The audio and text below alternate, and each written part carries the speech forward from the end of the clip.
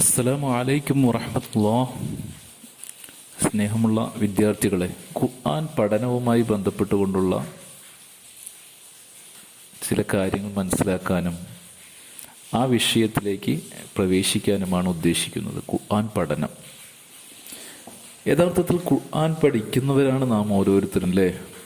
1-ാം class മുതൽ ഖുർആൻ പാരായണവും ഹിഫ്ളും എല്ലാം നാം പഠിച്ചുകൊണ്ടിരുന്നു.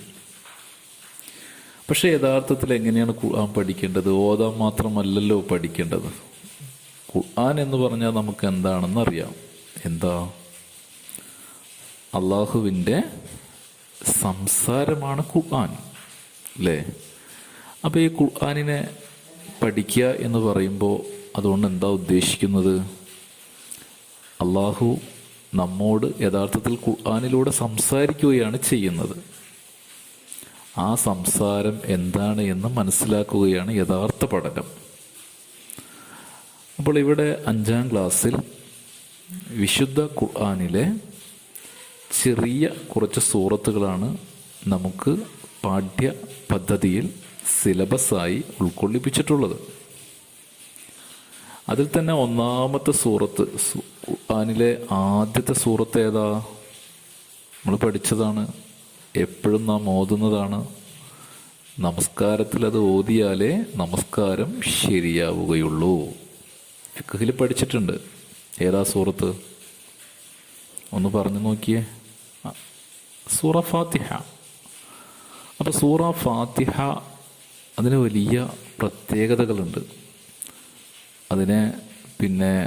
അതിൻ്റെ പ്രത്യേകതകൾ പറയണമെങ്കിൽ വിശുദ്ധ ഖുർആനിലെ ആദ്യത്തെ സൂറത്താണത്. അത് ആരംഭിക്കുന്നത് എന്നതാണ് അതിൻ്റെ അർത്ഥം. ഉമ്മുൽ ഖുർആൻ എന്നൊക്കെ അതിന് പേരുണ്ട്. സബഉൽ മസാനി എന്നും അതിന് പേരുണ്ട്. ആ പേര് വരാൻ കാരണം എന്താണെന്ന് ചോദിച്ചാൽ, സബ എന്ന് വെച്ചാൽ നമുക്കറിയാം 7 എന്നാണ്. 7 ആയത്തുള്ളതാണ് സൂറ ഫാത്തിഹ. അപ്പോൾ ഈ 7 ആയത്തുള്ള ഈ ഖുർആനിലെ സൂറത്ത്, മസാനി പറഞ്ഞാൽ ആവർത്തിക്കുക എന്നാണ്. നാം ആവർത്തിച്ചുകൊണ്ട് സൂറത്ത് നമ്മുടെ ഓരോ നമസ്കാര ജീവിതത്തിൽ എപ്പോഴും 7 ആയത്തിരിക്കുന്ന ഒരു സൂറത്താണ്. നമസ്കാരത്തിൽ അത് ഓതിയാലേ ശരിയാവും നമ്മൾ ആവർത്തിക്കുന്നത്. അതുകൊണ്ടാണ് സൂറത്തിൽ പറയുന്നതെന്ന് ചോദിച്ചാൽ, കിതാബ് ഉമ്മുൽ ഖുർആൻ, അല്ലാഹുവിന്റെ വാക്കുകൾ എന്ന് നമ്മൾ പറഞ്ഞതൊക്കെയും ഈ ഫാത്തിഹ സൂറത്തിന്റെ പേരുകളായിട്ട്, അതിന്റെ വിശേഷണങ്ങളായിട്ട് എങ്ങനെയാണ് പ്രാർത്ഥിക്കേണ്ടത് എന്ന് പഠിപ്പിക്കുകയാണ്. പ്രാർത്ഥിക്കുന്ന സമയത്ത് എന്തെല്ലാം വാചകങ്ങളാണ് അള്ളാഹുവിനോട് നാം പറയേണ്ടത്? നമുക്കറിയില്ല യഥാർത്ഥത്തിൽ എന്തൊക്കെയാണ് പറയേണ്ടതെന്ന്. അള്ളാഹ് തന്നെ പഠിപ്പിച്ചു തരികയാണ്. നിങ്ങൾ എന്നോട് പ്രാർത്ഥിക്കുമ്പോൾ പറയേണ്ട കാര്യങ്ങൾ ഇന്നതൊക്കെയാണ്, എന്നോട് ചോദിക്കേണ്ട കാര്യങ്ങൾ ഇന്നതെല്ലാമാണ് എന്ന് പറഞ്ഞ് അള്ളാഹു നമുക്ക് യഥാർത്ഥത്തിൽ പ്രാർത്ഥന എങ്ങനെയാണ് ചെയ്യേണ്ടത് എന്ന് ഈ ഫാത്തിഹ സൂറത്തിലൂടെ പഠിപ്പിക്കുകയാണ് ചെയ്യുന്നത്. അപ്പോൾ ഫാത്തിഹ സൂറത്ത് എന്ന് പറയുമ്പോൾ ആരംഭം കുറിക്കുന്നത്, ഫതഹ എന്ന് പറഞ്ഞാൽ തുറന്നു എന്നാണ് അതിനർത്ഥം. ഫാത്തിഹ എന്ന് പറഞ്ഞാൽ തുറക്കുന്നത് എന്ന് വെച്ചാൽ ആരംഭിക്കുന്നത്. അപ്പോൾ ഖുർആനിനെ ശരിയായ രൂപത്തിൽ പഠിക്കാൻ തുടങ്ങുന്ന സമയത്ത് ആരംഭം കുറിക്കുന്ന ഈ സൂറത്ത്, ഖുർആൻ പഠിക്കുന്ന സമയത്തും ഓതുന്ന സമയത്തൊക്കെ ഒരുപാട് മര്യാദകളുണ്ട് അല്ലേ. ഒരു അലസമായിട്ടും അശ്രദ്ധമായിട്ടും അതിൻ്റേതായിട്ടുള്ള പവിത്രത ഇല്ലാതെയൊന്നും ഓതാൻ പാടില്ല. അതിൻ്റെ ബഹുമാനവും റെസ്പെക്റ്റും അത് ഓതുന്ന കേട്ടാൽ തന്നെ അതിനെ ശ്രദ്ധിക്കണം എന്നാണ് പറഞ്ഞിരിക്കുന്നത്. അപ്പോൾ നമ്മളും അങ്ങനെ ഖുർആൻ ഓതുമ്പോഴും മര്യാദകളുണ്ട്, ഖുർആൻ കേൾക്കുമ്പോഴും മര്യാദകളുണ്ട്, ഒരുപാട് മര്യാദകളുണ്ട്. അപ്പോൾ അതിൽപ്പെട്ട ഒരു മര്യാദയാണ്, ആദ്യം തന്നെ പാലിക്കേണ്ട ഒരു മര്യാദയാണ് എന്താ? ആർക്കെങ്കിലും അറിയോ? ഖുർആൻ ഓതുമ്പോൾ നമ്മൾ തുടക്കത്തിൽ ഒരു പ്രാർത്ഥന നടത്തും. അത് ഖുർആനിലുള്ള വചനമല്ല, പക്ഷെ ഖുർആൻ തന്നെ ആവശ്യപ്പെട്ടിട്ടുള്ള കാര്യമാണ്. ഫസ്തഇദ് ബില്ലാ, നിങ്ങൾ അള്ളാഹുവിനോട് അഭയം ചോദിക്കണം. ശൈത്താനിൽ നിന്നും നിങ്ങൾ അഭയം ചോദിക്കണമെന്ന് സൂറത്തു നഹ്ലിൽ അത് പറഞ്ഞിട്ടുണ്ട്. സൂറത്തു നഹ്ലിൽ 98 അള്ളാഹ് തന്നെ പറഞ്ഞിട്ടുള്ള വേറെ പലയിടത്തും പല കാര്യങ്ങളും പറഞ്ഞിട്ടുണ്ട്. അപ്പം അതിൻ്റെ ഭാഗമായിട്ടാണ് നമ്മൾ അഊദു ബില്ലാഹി മിനശ് ശൈത്വാനിർ റജീം. ഇത് എല്ലാ സൂറത്തും എല്ലാ ആയത്തും ഖുർആന് ഇടയിൽ വെച്ച് ഓതുകയാണെങ്കിലൊക്കെ നമ്മൾ പിന്നെ പറയാറുണ്ട്, പ്രാർത്ഥിക്കാറുണ്ട്. എന്താ അതിൻ്റെ അർത്ഥം? ശപിക്കപ്പെട്ട, ആട്ടിയോടിക്കപ്പെട്ട പിശാചിൽ നിന്നും അള്ളാഹുവേ ഞാൻ നിന്നിൽ ശരണം തേടുന്നു, അഭയം തേടുന്നു, രക്ഷ തേടുന്നു. അഊദു ബില്ലാ, അള്ളാഹുവേ ഞാൻ നിന്നോട് രക്ഷ തേടുന്നു. മിനശ് ശൈത്വാനി, പിശാചിൽ നിന്നും, ശൈത്വാനിൽ നിന്നും, റജീം ആട്ടിയോടിക്കപ്പെട്ട.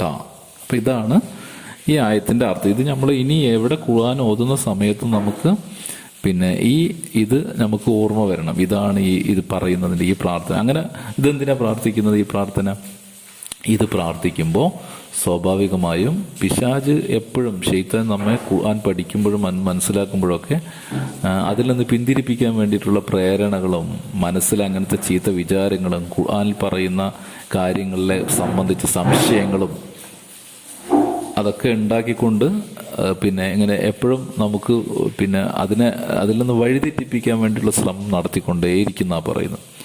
അപ്പം അതിൽ നിന്ന് നമുക്ക് അള്ളാഹുവിൻ്റെ സഹായത്തോടെ അതിന് മറികടക്കാൻ കഴിയുള്ളൂ. അതിനു വേണ്ടിയാണ് അങ്ങനെ പറഞ്ഞത്. ഇനി ഞാൻ സൂചിപ്പിച്ചു സൂറത്തുൽ ഫാത്തിഹയ്ക്ക് പേരുകൾ വേറെ ഉമ്മുൽ ഖുർആൻ, ഖുർആനിൻ്റെ മാതാവ് എന്ന പേരുണ്ട്. പിന്നെ ഫാത്തിഹ എന്ന് പറഞ്ഞ അർത്ഥം അത് തുടങ്ങുന്നത് എന്ന് പറഞ്ഞിട്ടുള്ള ഒരർത്ഥത്തിലാണ് അതിന് തുടക്കം കുറിക്കുന്നത് എന്നുള്ള ആ പേര് അത് വന്നിട്ടുള്ളത്. പിന്നെ ഹിജ്റയ്ക്ക് ശേഷം, ഹിജ്റയ്ക്ക് മുമ്പ് എന്ന് പറഞ്ഞിട്ട് 2 തരത്തിൽ സൂറത്തുകളുണ്ട് വിശുദ്ധ ഖുർആനിൽ. എന്താർക്കെങ്കിലും അറിയോ? എന്താ ഈ ഹിജ്റയ്ക്ക് മുമ്പ് അള്ളാഹുവിൻ്റെ പ്രവാചകൻ മദീനയിലേക്ക് പോകുന്നതിന് മുമ്പ് മക്കയിൽ വെച്ച് കുറേ സൂറത്തുകൾ ഇറങ്ങിയിട്ടുണ്ട്.